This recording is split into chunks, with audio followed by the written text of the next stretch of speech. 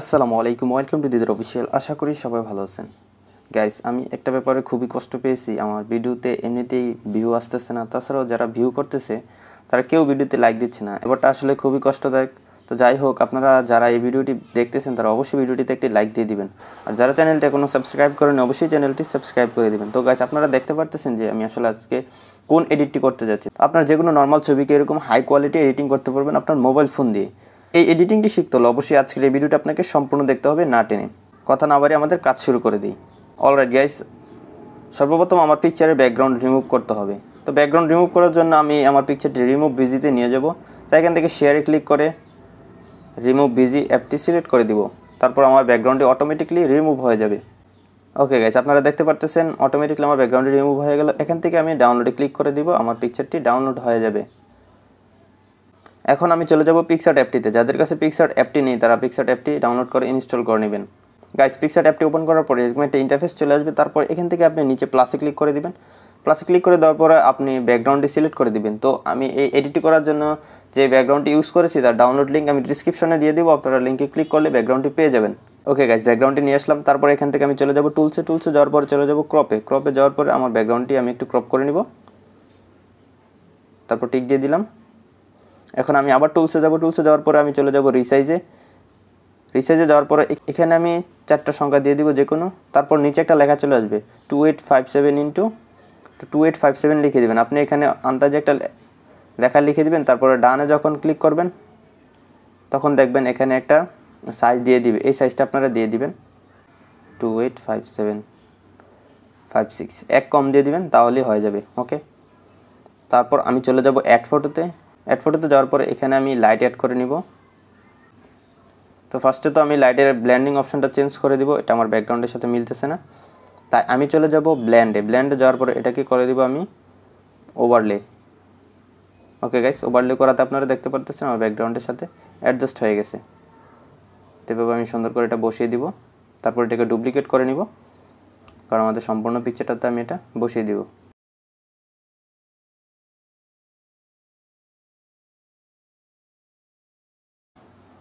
Okay guys, বসানো শেষ। তারপর আমি টিক দিয়ে দিব। এখন আমি আবার অ্যাড ফটোতে ক্লিক করব। আমার ব্যাকগ্রাউন্ড রিমুভ করা ছবিটা আমি এখানে নিয়ে আসবো। ওকে গাইস, ব্যাকগ্রাউন্ড রিমুভ করা পিকচারটা নিয়ে আসলাম। তারপর পিকচারটা সুন্দরভাবে বসিয়ে দিব। তারপর এটাকে একটু অ্যাডজাস্ট করে নেব। অ্যাডজাস্ট করার জন্য আমি চলে যাব অ্যাডজাস্টে। তারপর শ্যাডোতে চলে যাব, শ্যাডোটা একটু বাড়িয়ে দিব। ওকে গাইস, তারপর টিক দিয়ে দিলাম। বাকিটা আমরা পরে করে নিব। আপনারা দেখতে পারতেছেন আমার হেয়ারের অবস্থা খুবই খারাপ। তো আমার হেয়ারগুলো আমি ঠিক করার জন্য আমি একটা আলগা পিএনজি হেয়ার এখানে লাগিয়ে দিব। তাই আমি অ্যাড ফটোতে যাব। তারপর আমি একটা পিএনজি হেয়ার নিয়ে আসবো। ওকে গাইস, এটাকে রিফ্লেক্ট করে দিব।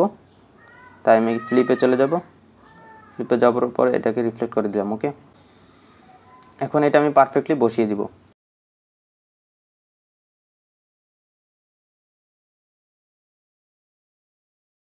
ওকে গাইস, বসিয়ে দিলাম। তারপর এটাকে আমি ইরেজ করে নিব। তাই উপরে ইরেজে ক্লিক করব। তারপর এখান থেকে আবার ইরেজে ক্লিক করব।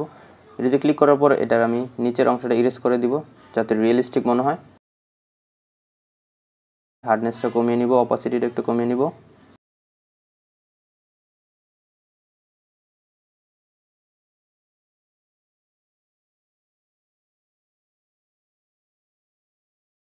ওকে গাইস, মোটামুটি মিলে গেছে। আমি টিকে ক্লিক করে দিব। এখন এটা আপনারা দেখতে পারতেছেন একটু বেশি ব্ল্যাক।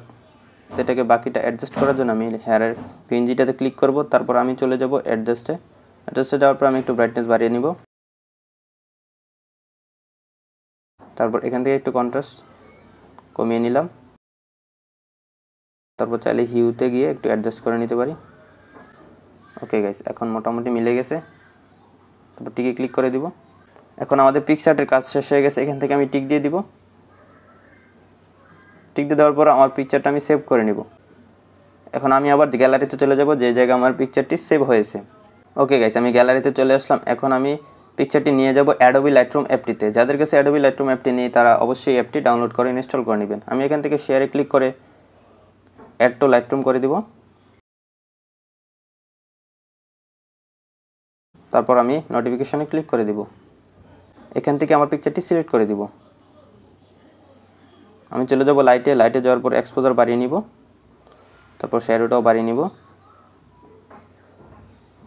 তারপর আমি চলে যাব কালারে যাওয়ার পর এখানে টেম্পারেচার একটু মাইনাস করে দিলাম। তারপর মিক্সে চলে যাব, মিক্সে যাওয়ার পর এখানে চাইলে আমি রেডটা বাড়িয়ে দিতে পারি। তারপর আমি অরেঞ্জে চলে যাব, অরেঞ্জে যাওয়ার পর আমি লুমিনেন্সটা বাড়িয়ে নিব, কারণ আমার ফেসটা অনেকটাই ডার্ক হয়ে আছে। তো আপনারা দেখতে পারতেছেন যে আমার ফেসটা অনেকটা ব্রাইট হয়ে গেছে। তো আপনি আপনার ডার্ক ফেস খুবই সহজে লাইট করতে পারবেন এই লুমিনেন্স টুলসটা দিয়ে। ওকে, তো আমি এটা বাড়িয়ে দিলাম, পর্যাপ্ত বাড়িয়ে দিলাম যতটুকু প্রয়োজন।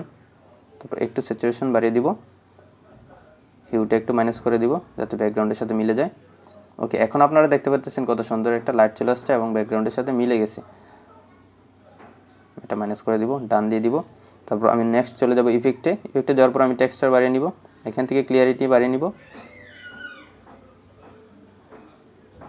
তারপর একটু ভিগনিটি দিয়ে দিব।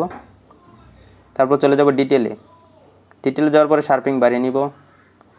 বেশি শার্পিং বাড়িয়ে নিলে আমাদের ইমেজে অনেক নয়েজ চলে আসে। তাই আমি চাচ্ছি যে আমার পিকচারের এজে শার্পিংটা বাড়ুক, তাই আমি এখান থেকে মাস্কিংয়ে ক্লিক করে দুইটা ফিঙ্গারে ক্লিক করব দুই পাশে। তো আপনারা দেখতে পাচ্ছেন একটা প্রিভিউ চলে আসছে। তো এখান থেকে আমার পিকচারে শুধু এজে আমি শার্পিংটা অ্যাপ্লাই করে দিব। ওকে, তারপর আমি চলে যাব নয়েজ রিডাকশনে, হালকা একটু বাড়িয়ে দিব। ওকে গাইস, এখানে আমাদের কাজ শেষ। এখন আমি ছবিটি সেভ করে নিব। সেভ করে নেওয়ার পর আমি ফেসটা স্মুথ করার জন্য অন্য আরেকটি অ্যাপে পিকচারটি নিয়ে যাব। তাই এখান থেকে আগে সেভ করে নিই। এখন আমি গ্যালারিতে চলে যাব। ওকে গাইস, আমি গ্যালারিতে চলে আসলাম। এখন আমার এই পিকচারটি নিয়ে যাব স্কেচবুক অটোডেস্ক। তো আমি শেয়ারে ক্লিক করে এখানে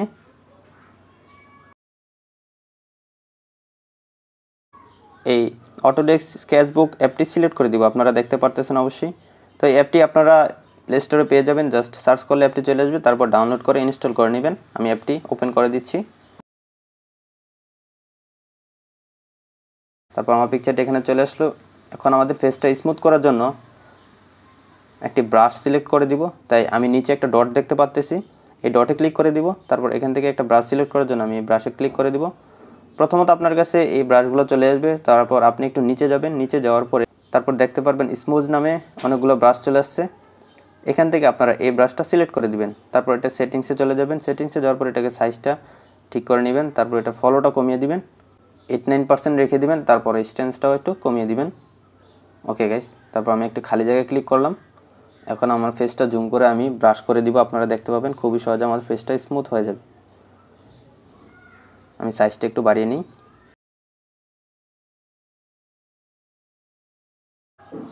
ওকে গাইস, আপনারা দেখতে পারতেছেন কত সহজে আমার ফেসটা একদম স্মুথ হয়ে যাচ্ছে।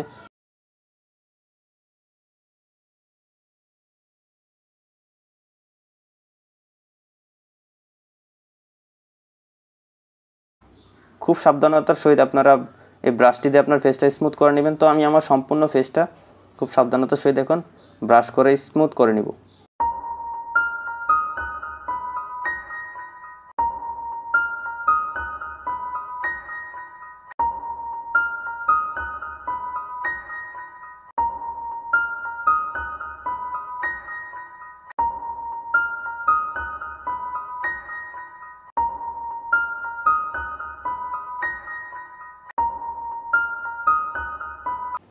ওকে গাইস, আমার ফেসটা স্মুথ করা শেষ হয়ে গেল। তো আপনারা দেখতে পারতেছেন অনেকটাই চেঞ্জ চলে আসছে। তো আপনি আপনার ফেসের দাগগুলো খুবই সহজে রিমুভ করতে পারবেন এই টুলসটি দিয়ে, এবং খুবই সুন্দরভাবে আপনার ফেসটা স্মুথ করতে পারবেন।